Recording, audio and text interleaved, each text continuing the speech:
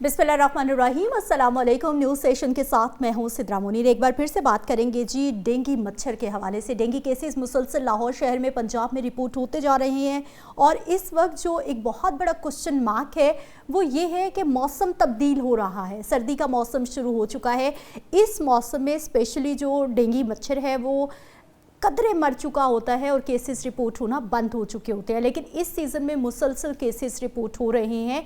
नवंबर के महीने में भी, और अब नवंबर का तकरीबन अख्ताम हो गया है, दिसंबर शुरू होने वाला है। इसमें भी जो माहिरीन हैं उनके मुताबिक ये जो डेंगू मच्छर है ये 10 से लेकर 40 डिग्री सेंटीग्रेड ये यानी इसका फेवरेट मौसम है। और जैसे ही हमारे यहाँ गर्मियों में मानसून बारिशों का अख्ताम होता है तो उसके बाद जो है ये डेंगू के हमले शुरू हो जाते हैं शहरियों पे। और डेंगू की जो पसंदीदा जगहें हैं वो आपके घर हैं, वो आपके गमले हैं, वो आपके बागात हैं, वो आपके सेहन हैं।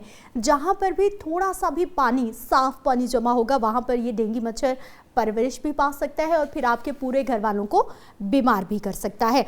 पपीते का जूस पिएं, आप डेंगू में ठीक हो जाएंगे। डेंगू ज़िंदगी में सिर्फ एक ही बार होगा। ये बहुत सारी वो चीज़ें हैं जो रोज़मर्रा रूटीन में हम सुनते हैं। इन सारे सवालात के जवाब जानने के लिए स्टूडियोज़ में हमारे साथ मौजूद हैं जी डॉक्टर कैप्टन अरशद हुमायूं साहब हैं, जो कि पाकिस्तान मेडिकल एसोसिएशन की एंटी क्वैकरी कमेटी के लाहौर के चेयरमैन हैं और साथ ही साथ सदर हैं जी फैमिली मेडिसिन एजुकेशन सेंटर के। सर अस्सलाम वालेकुम, प्रोग्राम में खुश आमदीद कहते हैं आप। वालेकुम सलाम जी, बहुत शुक्रिया आपका। डॉक्टर साहब, डेंगू मौसम बदल गया है, सर्दी तकरीबन आ गई है, दर्जा हरारत भी कम हो गया है, डेंगू नहीं जान छोड़ा, ये क्या बिहेवियर है और क्या रीज़न है? बिल्कुल आपने सही फरमाया कि ये जो मौसम है, ठंड शुरू होने से डेंगू असूली तौर पे ख़त्म हो जाना चाहिए। लेकिन हो ये रहा है कि आजकल भी डेंगू के केसेस आ रहे हैं और डेली रिपोर्ट्स हो रहे हैं, हम देख रहे हैं, हमारी प्रैक्टिस में वो केसेस मौजूद हैं। तो उसकी एक सिंपल सी रीज़न मैं ये भी कह सकता हूँ कि अभी टेम्परेचर उतना कम नहीं हुआ जितना कि जिसमें मच्छर जो है वो रुक जाएगा, उसकी परवरिश रुक जाएगी। मतलब जैसे आपने फरमाया कि 10 से 40 डिग्री तक, 10 डिग्री सेंटीग्रेड से 40 डिग्री फ़ारेनहीट तक अगर इतना होगा तो फिर उसका कम होगा। लेकिन बात यह है कि घरों के अंदर तो उतना टेम्परेचर नहीं है ना, जो मतलब बाहर धूप होती है टेम्परेचर हाई, लेकिन घरों में टेम्परेचर कदरे कम हो गया है जी। घरों के अंदर जो है वो कदरे कम है, या बाद ऐसी जगह हैं जहाँ पे टेम्परेचर कम है, तो इसलिए वो मौके अभी मिलते रहेंगे। आप देखें पिछले जो एपिडेमिक हुई है 2010-11 में जो हुई थी, उसमें अक्टूबर, नवंबर, दिसंबर 3 माह थे जिसमें सबसे ज़्यादा केसेस रिपोर्ट हुए। सबसे ज़्यादा केसेस थे वो पीक पे रिपोर्ट हुए थे। और उस वक्त ज़ाहिर है इतनी इन्फॉर्मेशन ना डॉक्टर्स के पास थी और उसका मैनेजमेंट कोई इस तरीके से होता रहा कि अननेसेसरी फ्लूइड्स लगे, ड्रिप्स लगी और उससे सारी प्रॉब्लम जो है आती रही। ठीक। तो अभी जो मैं समझता हूँ कि इतनी ज़्यादा अवेयरनेस लोगों में भी है, आपके मीडिया के थ्रू लोगों को काफ़ी चीज़ों का पता चल गया है और उसके बचाव के लिए और अपनी हिफाजत के लिए काफ़ी लोग जो है अपने तौर पे चीज़ें कर रहे होते हैं। ठीक। अच्छा डॉक्टर साहब, 60 नए कंफर्म मरीज़ हैं जो कि गुज़िश्ता 24 घंटों में रिपोर्ट हुए हैं। लाहौर में इस वक्त मरीज़ों की तादाद 626 हो गई है और पूरे पंजाब में 3470 मरीज़ इस सीज़न में रिपोर्ट हो चुके हैं डेंगू के।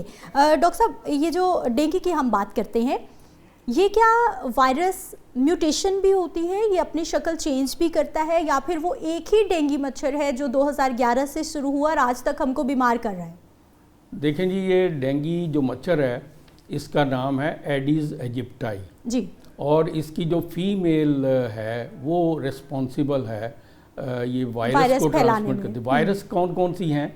डेन 1 है, डेन 2, डेन 3 और डेन 4। अच्छा, ये 4 वायरसेस हैं और ये 4 की 4 जो हैं चल रही होती हैं। एरिया वाइज होता है, बाज़ जगहों पे डेन 1 ज़्यादा है, बाज़ में डेन 2 ज़्यादा है, 3 ज़्यादा है, 4 ज़्यादा है। तो ये एक दफ़ा जब डेन 1 हो जाए किसी को तो डेन 1 का दोबारा ख़तरा नहीं है। डेन 2 जो है वो हो सकती है। अगर डेन 1 दोबारा होगी तो ज़्यादा खतरा हो सकता है, उसकी डेंजर हो सकती है, सेहत के लिए नुकसान हो सकता है। ठीक।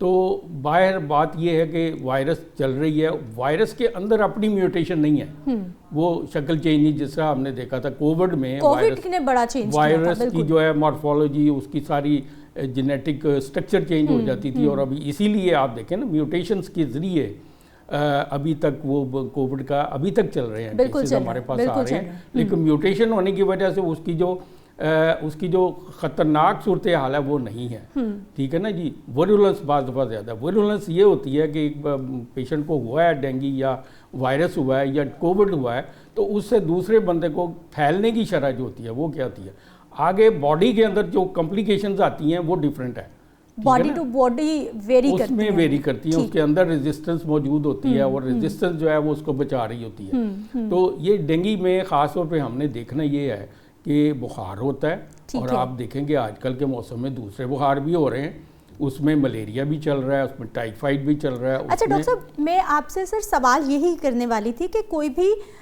جو اس سیزن میں مچھر کے کاٹے کی بیماری ہے، چاہے وہ ملیریا ہے یا پھر ہم اس کو ڈینگی کی طرف لے جائیں یا پھر مچھر کے کاٹے کی اور دیگر بیماریاں ہیں، بخار جب بھی ہوتا ہے پلیٹلیٹس باڈی کے کم ہو جاتے ہیں، کیسے تشخیص ہوتی ہے کہ یہ پیشنٹ جو ہے یہ ڈینگی کا پیشنٹ ہی ہے؟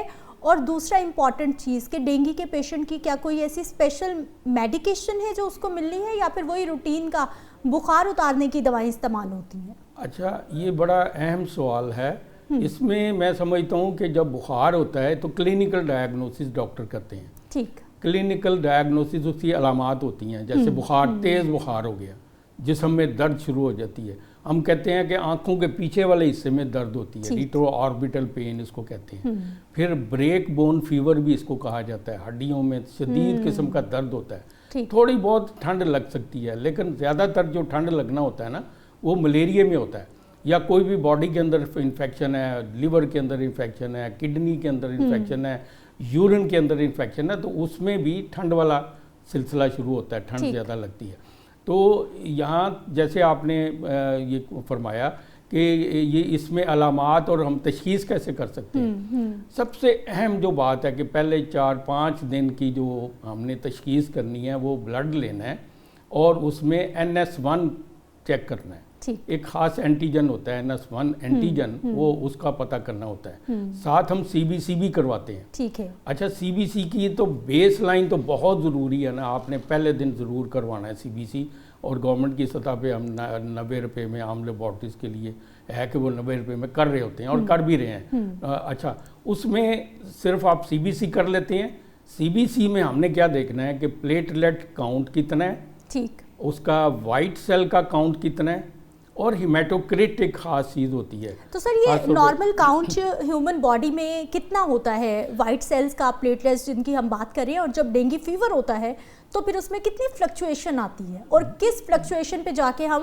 ان ڈینجر زون چلے جاتے ہیں؟ دیکھیں، ڈینگی میں خاص طور پہ پلیٹلیٹ کی فلکچویشن بہت زیادہ ہوتی ہے، اور ہم دیکھتے بھی اس کی پروگنوسس دیکھنے کے لیے، اس کی کمپلیکیشن دیکھنے کے لیے ہم زیادہ زور جو ہے وہ پلیٹلیٹس کے اوپر ہی دے رہے ہوتے ہیں۔ نارمل جو کاؤنٹ ہے 140,000 سے لے کے 450,000 تک جو ہے نارمل ہوتا ہے۔ ٹھیک ہے، تو جب یہ ہم نے دیکھا ہے کہ ڈینگی شروع ہوتا ہے، شروع میں بالکل مناسب ہوتا ہے، اور پھر جب کم ہونا شروع ہوتا ہے کہ تقریباً 4تھے 5ویں دن، 6ٹھے دن، 7ویں دن یہ کم ہونا شروع ہو جاتا ہے۔